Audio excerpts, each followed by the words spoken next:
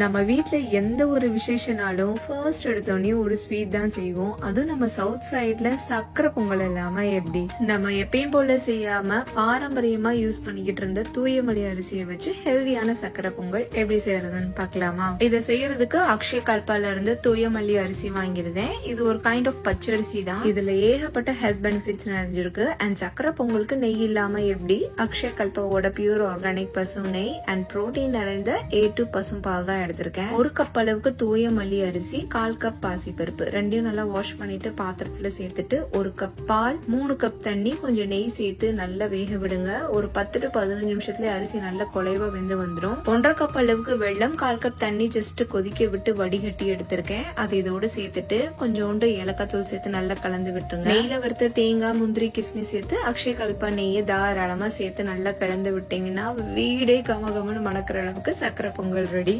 தூயமல்லி அரிசியை யூஸ் பண்ணி செஞ்ச அந்த சக்கரை பொங்கல் அவ்வளோ டேஸ்டா இருந்தது. நீங்களும் ட்ரை பண்ணி பாருங்க.